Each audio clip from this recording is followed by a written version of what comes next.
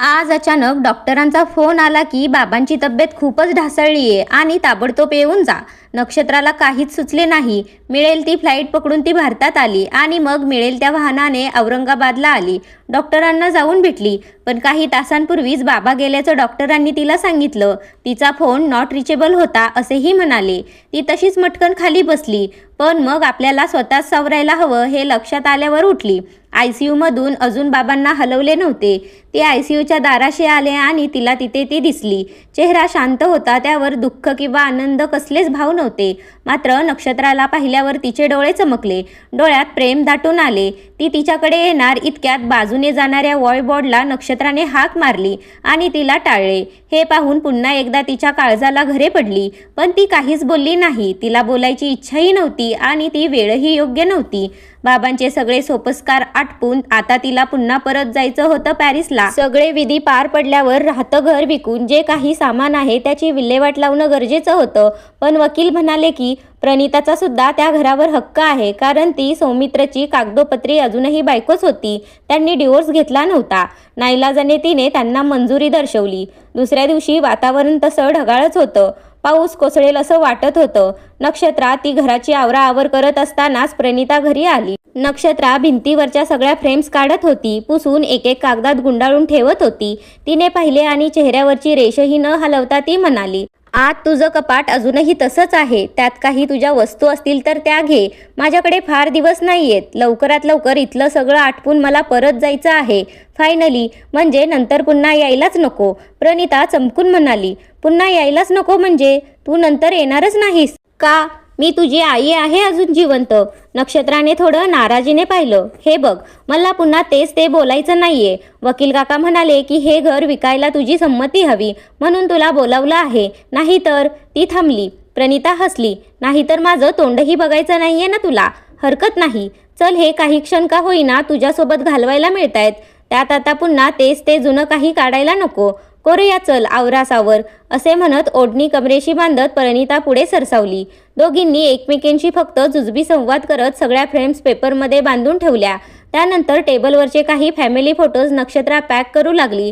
त्यात तो फोटो होता. प्रणिता, नक्षत्रा, सौमित्र आणि त्याचे आई वडील असा फॅमिली फोटो. नक्षत्रा फक्त 4 वर्षाची असतानाचा फोटो होता तो. प्रणिता काही काळ त्या फोटोकडे पाहत राहिली.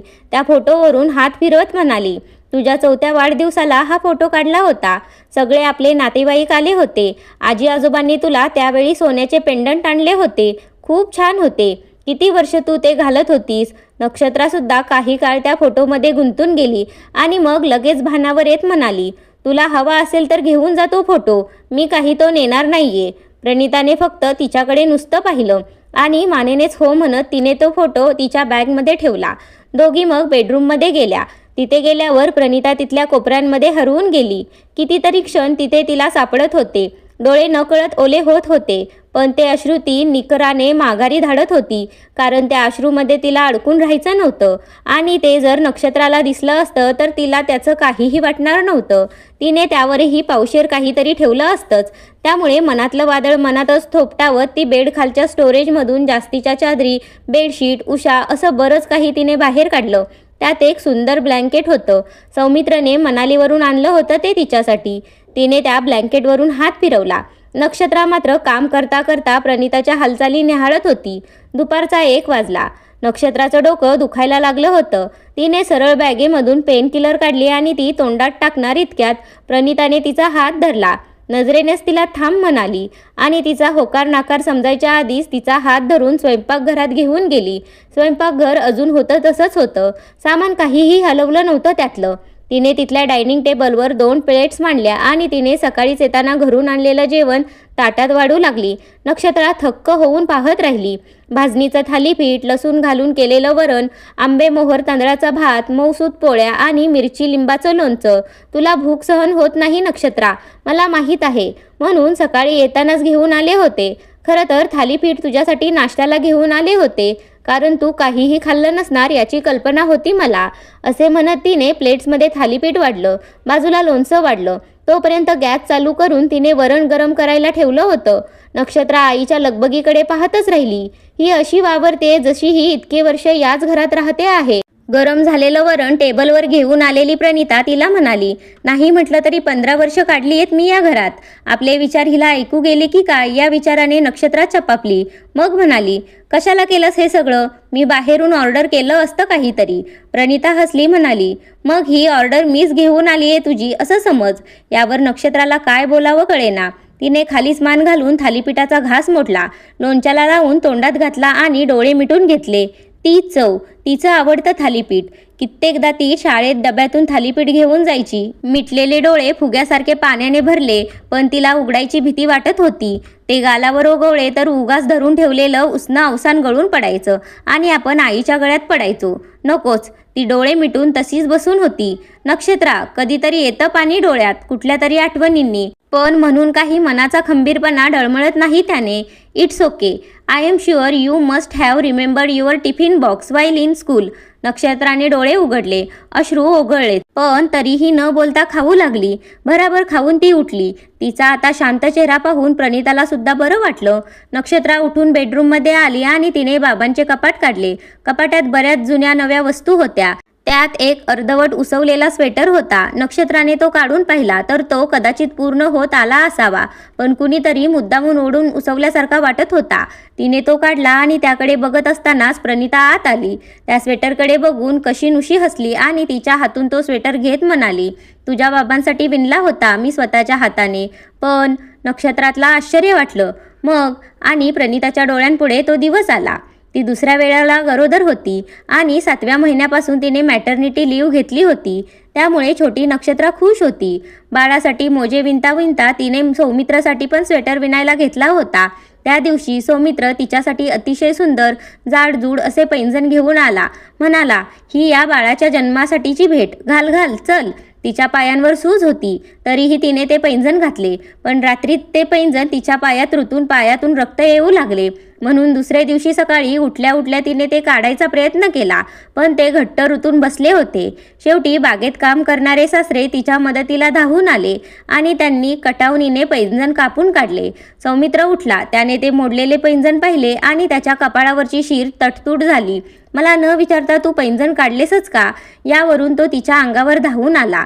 त्याला घाबरून ती एकदम मागे सरकली. मागे टीपॉयला अडखळून पडली आणि मिसकॅरेज झालं. या सगळ्याचं खापर सौमित्रने तिच्यावरच फोडलं.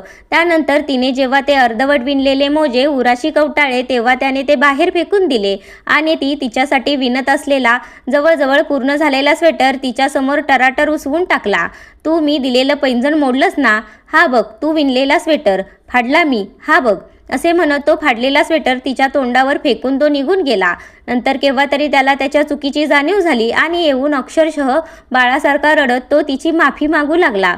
सौमित्रचे तिच्यावर खूप प्रेम होते, मात्र प्रचंड विक्षिप्त स्वभाव होता त्याचा. नक्षत्रावर त्याचा खूप जीव होता, मात्र त्याच्या स्वभावाचा हा पैलू समजण्याइतकी ती मोठी नव्हती. प्रणिता भूतकाळातून जागी झाली आणि स्वेटरकडे बघून हसली. नक्षत्राने विचारले, सांग ना, कोणी फाडला हा असा? एक मोठा उसासा टाकून म्हणाली, तुझ्या बाबानेच. नक्षत्रा आवाक, पण का? पुन्हा प्रणिता थंडपणे म्हणाली, कारण त्याने आणलेलं पैंजण गरोदरपणात पायावर सूज आल्यामुळे मला कापून काढावे लागले. Nakshatra, what? I don't believe you. Pranita पुन्हा हसली. तसंही घडायचं ते घडून गेले. तुझा विश्वास बसला काय आणि नाही बसला काय, काय फरक पडतो? असे म्हणून ती पुन्हा दुसऱ्या खोलीत निघून गेली. प्रणिता किचनमध्ये आली आणि जेवलेली ताटे भांडे विसळू लागली. आजही सवयीने तिने ताट जागेवरच लावली. भांडी ट्रॉलीतल्या त्याच्या नेमक्या ड्रॉवरमध्ये ठेवली. सगळं कसं जसेच्या तसं होतं. 15 वर्षांपूर्वी जसं ती सोडून गेली होती तसंच. नक्षत्रा तशीच तो स्वेटर घेऊन कपाटाला टेकून बसली होती. आई सांगते ते खरं की बाबांनी आईबद्दल सांगितलं ते खरं? विचार करून ती थकली होती. पण आता आवरायला हवं होतं. तिने उठून आणखी कपाटातले सामान बाहेर काढले. त्यात तिला एक फाईल दिसली. त्यात आजोबांचे विल दिसत होते. तिने सहज उघडले आणि वाचू लागली. त्यावर तारीख होती 2012 मधली, म्हणजे आई तेव्हा घर सोडून निघून गेली होती. ती ते वाचू लागली. त्यात सौमित्रच्या वडिलांनी प्रणिताच्या नावावर त्यांच्या गावातला फ्लॅट केला होता. नक्षत्राच्या नावाने काही रक्कम ठेवली होती आणि ते राहतं घर सौमित्रच्या नावावर केलं होतं. नक्षत्राला प्रश्न पडला, बाबा सांगायचं तसं आई जर आजी आजोबांना उपाशी ठेवायची, खायला प्यायला द्यायची नाही, तर आई घर सोडून गेल्यावरही आजोबांनी तो फ्लॅट आईच्या नावावर का केला असेल? आई सेपरेट झाल्यानंतर पुढच्या 6 महिन्यात आजोबा गेले आणि त्यानंतर लगेचच आजी गेली. आपण त्यावेळी 13 वर्षांचं नक्की होतो. काहीतरी चुकतंय का? तिने आणखी काही खण उघडले आणि त्यात तिला ते पत्र सापडलं. सौमित्रने प्रणिताला लिहिलेलं. 1998 सालचं. ती ते वाचू लागली. तिच्या जन्माच्या आधी सौमित्र 2 महिन्यांसाठी कलकत्त्याला गेला होता. तेव्हा लिहिलेलं असावं. अर्थात तेव्हा मोबाईल फोन इतक्या मोठ्या प्रमाणावर नव्हतेच. ती वाचू लागली. सुरुवातीच्या काही ओळी अशा छान नॉर्मलच होत्या. तुझी आठवण येते वगैरे. पण नंतर एका ओळीजवळ ती थबकली. लिहिलं होतं, मी तिथे नसेपर्यंत आईने केलेली भाजी खाऊ नकोस. तू फक्त पोळी भाजीच खा. होळी येत आहे, तू पुरणपोळी करू नकोस. मी नाहीये ना तिथे. मला अजिबात आवडणार नाही. तिला समजेना की हे नेमके काय आहे. आपल्यावर प्रेम करणारा बाबा खरा की हा. इतक्यात प्रणिता तेथे आली. नक्षत्रा पटकन उठली. हे काय आहे? तिने आई न म्हणता म्हणून हाक मारल्यामुळे प्रणिताला राग आला होता, पण तिने दाखवला नाही. म्हणाली, वाचलं असशीलच ना कलकत्त्यावरून आलेलं पत्र? नक्षत्रा म्हणाली, हो ते समजलं मायन्यावरून, पण हे काय? भाजी खाऊ नको, पुरणपोळी करू नकोस, हे काय आहे? प्रणिता थंडपणे म्हणाली, तुझ्या बाबांची तशी इच्छा होती. नक्षत्रा, मग तू नाही केलंस का यातलं काही? प्रणिता हसली. न करून कसं चालेल? तुझे आजी आजोबा, तुझी आत्या, दत्तू काका सगळेच होते घरी. त्यांच्यासाठी करायलाच हवं ना. नक्षत्रा, मग बाबांपासून लपवलंस ते? तसं लपवणं जमलं असतं मला तर आज मी तुझ्यासोबत असते, सेपरेट झाले नसते. नक्षत्रा काय ते समजली. प्रणिताने तिथल्या 2 चादरी उचलल्या आणि पुन्हा किचनमध्ये गेली. किचनमधले डबे, ताटे, वाट्या त्या चादरीमध्ये बांधून एखाद्या आश्रमात द्याव्यात असा विचार करत असतानाच तिचे लक्ष त्या जांभळ्या रंगाच्या फुलांच्या चादरीकडे गेले. ही चादर सौमित्रने नक्षत्राच्या जन्मावेळी आणली होती. नक्षत्राचा जन्म मार्चमधला आणि चादर चांगली जाडजूड होती. त्यामुळे नक्षाच्या अंगावर प्रणिताने तिच्या सासूबाईंची कॉटनची साडी चौघडी करून पांघरली होती. सौमित्रने ते पाहिलं आणि शी, कसली घाणेरडी जुनी साडी पांघरली आहेस पिल्लूच्या अंगावर. मी आणलेली चादर घाल ना. हा काय भिकारचोटपणा, असे म्हणत त्याने खसकन नक्षत्राच्या अंगावर पांघरलेली साडी ओढली आणि ती चादर पांघरली. प्रणिता म्हणाली, अरे ती नवी आहे, धुवायला हवी आणि ती जाड आहे खूप, तिला त्रास होईल त्याचा. असे म्हणत तिने ती चादर काढली आणि सौमित्रचा संताप टोकाला पोचला. त्याने ती नवी कोरी चादर खसकन घेतली आणि ठीक आहे, नाही ना पांघरायची तुला, तिला बघतो मी म्हणत तरातर बाहेर गेला. प्रणिता त्याच्या पाठोपाठ धावली. हॉलमध्ये सुवर्णा मावशी फरशी पुसत होत्या. सौमित्रने त्यांच्या हातातले फरशी पुसायचे फडके काढून घेतले आणि ती चादर बादलीतल्या घाण पाण्यात बुडवून त्यांच्या हातात दिली. घ्या, याने पुसा फरशी. इथे कोणाला काही किंमतच नाहीये मी आणल्याची. घ्या. सुवर्णा मावशी दचकल्या, घाबरल्या, नको नको म्हणू लागल्या, पण त्याने त्यांच्यावर खेकसून ते घ्यायला लावले. प्रणिता हे फक्त पाहू शकत होती. सुवर्णा मावशींनी भीतभीत त्या चादरीने फरशी पुसायला घेतल्यावर तो तडतड करत बाहेर निघून गेला. हताशपणे प्रणिताने ती चादर घेतली, पुन्हा स्वच्छ धुतली आणि मग घडी करून कपाटात ठेवून दिली. हे सगळे आत्ता आठवून पुन्हा एकदा तिच्या डोळ्यात पाणी आलंच.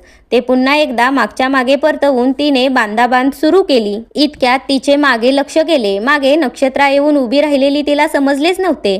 नक्षत्राच्या हातात फोटो अल्बम होता. त्यात सौमित्र आणि प्रणिता एकत्र खुश दिसत होते. नक्षत्राने तिला तो दाखवला. बाबांचं खूप प्रेम होतं ना तुझ्यावर. मग जाताना तुला एकदाही ते आठवलं नाही? मी दिसले नाही? माझा विचार आला नाही? प्रणिताने उसासा टाकला. काय असतं गुड्डू? तिच्या तोंडून गुड्डू ऐकून नक्षत्रा क्षणभर हळवी झाली. पण प्रणिताला लक्षात आलं आपण गुड्डू म्हणालो चुकून. लगेच सावरत म्हणाली, आय मीन नक्षत्रा.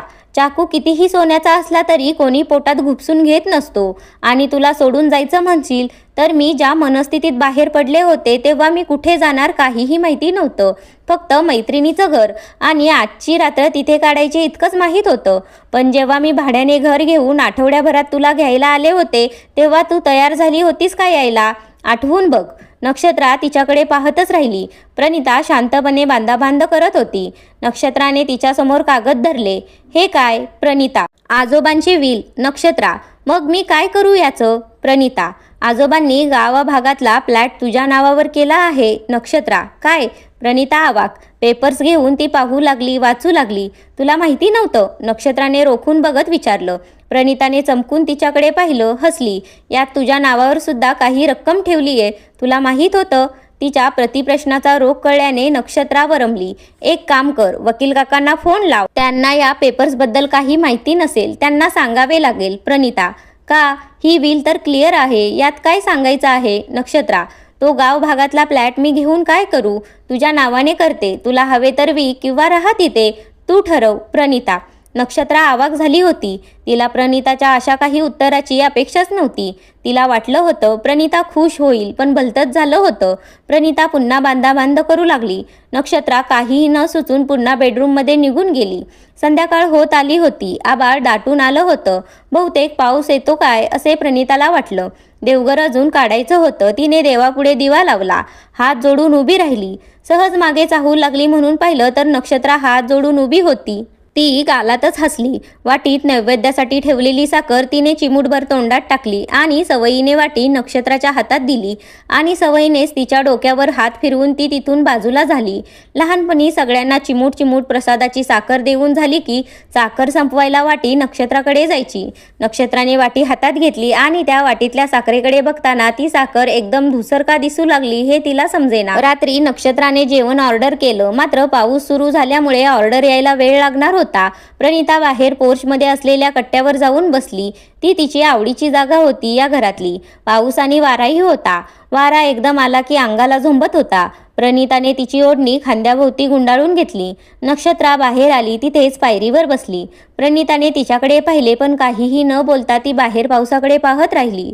इतक्यात लाईट्स गेले आणि विजेच्या चपळाईने प्रणिता नक्षत्राकडे धावली. तिला घट्ट धरलं. मी आहे, रिलॅक्स. नक्षत्राला अंधाराची लहानपणापासूनच भीती वाटते. आता ही नक्षत्रा थोडी थरथरतच होती. प्रणिताने मोबाईल टॉर्च ऑन करून तिला धरून हात हॉलमध्ये आणले. इतक्यात नक्षत्राचा फोन वाजला. तिने घेतला. फूड ऑर्डर घेऊन डिलेव्हरी बॉय गेटपाशी उभा होता. प्रणिता म्हणाली, मी जाते, तू थांब इथेच. प्रणिताने जाऊन पार्सल आणलं. तशीच ती आत जाऊन सकाळी धुवून ठेवलेल्या प्लेट्स घेऊन आली. येताना तिने एक मेणबत्ती आणली आणि ती लावली. त्या मेणबत्तीच्या प्रकाशात तिने दोघींना प्लेट्समध्ये वाढून घेतलं. तिला इतक्या वर्षानंतरही मेणबत्तीची जागा माहीत होती याचं नक्षत्राला आश्चर्य वाटलं. पण काही न बोलता नक्षत्रा खाली बघून जेवू लागली. प्रणिता ही नक्षत्रा शांतपण जेवती हे पाहून जेवू लागली. बाहेर पाऊस कोसळतच होता. मधूनच वीज चमकत होती.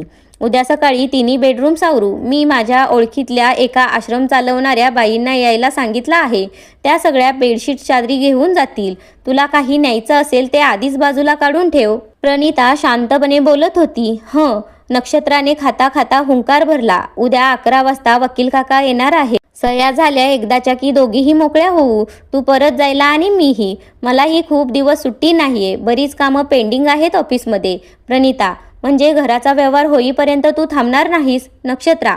नाही, मी हक्क सोडपत्र आणलं आहे लिहून स्टॅम्प पेपरवर. ते देईन त्यांना. त्यानंतर तुला जे हवे ते कर या घराचं. प्रणिता शांतपणे बोलत होती. नक्षत्राला पुढे काय बोलावे समजेना. ती नुसतीच खाली बघत अन्न चिवडू लागली. लाईट्स अजूनही आले नव्हते, त्यामुळे अंधारात आवराआवर करणे शक्य नव्हते. दोघेही काही काळ आपापल्या फोनवर वेळ घालवू लागल्या. शेवटी 10 वाजले. पाऊस अजूनही कोसळतच होता. प्रणिताने तिच्या पर्समधून गोळ्या काढल्या आणि घेतल्या. कसल्या गोळ्या? नक्षत्राने विचारले. हार्ट अटॅक येऊन गेला ना गेल्या वर्षी, तेव्हापासून घ्यायला लागतात या रोज. प्रणिता थंडपणे म्हणाली. काय, कधी आणि मला? नक्षत्राने चमकून विचारले. प्रणिताने तिच्याकडे पाहिले. तिला हे कुणीही सांगितले नसणार याची तिला पूर्ण कल्पना होती आणि तिला हे आवर्जून सांगावे असेही तिला वाटले नाही. इट्स ओके, प्रणिता सहज म्हणाली. पण तू तरी सांगायचंस. नक्षत्रा. कशासाठी? तू आली असतीस तरी मला सिंपत्ती म्हणून तू माझ्यासाठी धावून यावंसं असं मला वाटलं नाही. मी ॲक्सेप्ट केलं होतं की आता तू माझ्यापासून दूर गेली आहेस आणि एकदा गोष्टी ॲक्सेप्ट केल्या की पुढच्या गोष्टी सोप्या होतात. माझ्यासाठी माझी मुलगी म्हणजे नेहमी ती 12-13 वर्षाची गुड्डूस डोळ्यांपुढे येते. बास झालं की इतकं. जगायला आणखी काय लागतं? प्रणिता अगदी सहज बोलत होती. नक्षत्रा तिच्याकडे पापणीही न हलवता बघत होती. चलो, गुड नाईट. मी आजी आजोबांच्या खोलीत झोपते. तू तुझ्या खोलीत झोपलीस तरी हरकत नाही म्हणत प्रणिता उठली आणि आत निघून गेली. नक्षत्रा उठली आणि तिच्या खोलीत गेली. तिथे तिला दिसलं की प्रणिताने एक मोठ्या आकाराची मेणबत्ती तिथे आधीच लावून ठेवली होती. त्या मंद प्रकाशात नक्षत्रा बेडवर आडवी झाली. उद्या ही खोलीसुद्धा आवरायची. हा बेड, या चादरी, बेडशीट देऊन टाकायच्या. एकेकाळी माझी खोली होती ही खोलीच काय? हे घर, या घरातली माणसं, या घरातल्या सगळ्या गोष्टी. आईसुद्धा. आई आत्तासुद्धा आहेच की माझी. तिच्या मनात उलटसुलट विचारांचं थैमान सुरू होतं आणि बाहेर पावसाचं. इकडे औषधांमुळे प्रणिताला झोप लागली लगेचच. मध्येच जोरदार वीज कडाडली. आवाजाने तिला थोडी जाग आली आणि पाठोपाठच तिला कोणीतरी घट्ट धरून बाजूला झोपले असल्याचा भास झाला. तिने तिच्या अंगावरचा हात चापचून पाहिला आणि गालात हसली. काय झालं गुड्डू? अगदी सहज काहीही घडलं नसल्यासारखं तिनं विचारलं. भीती वाटते, विजा होत आहेत, मला तुझ्या कुशीत झोपू दे. नक्षत्रा 12-13 वर्षाची गुड्डू होऊन प्रणिताला बिलगून झोपली होती आणि प्रणिता खूप दिवसांनी चेहऱ्यावर स्मित घेऊन पुन्हा एकदा समाधाने झोपेच्या अधीन होत होती. त्या मध्यरात्री सुद्धा सगळं मळब हळूहळू दूर होऊन बाहेर इंद्रधनुष्य उमटू लागलं होतं. कशी वाटली कथा कमेंट करून नक्की सांगा. आणि हो, नीलू मराठी स्टोरीज या आपल्या चॅनलला सबस्क्राईब करा. सगळेजण कथा ऐकतात पण लाईक काही करत नाही, तर तुम्ही लाईकही करा. धन्यवाद.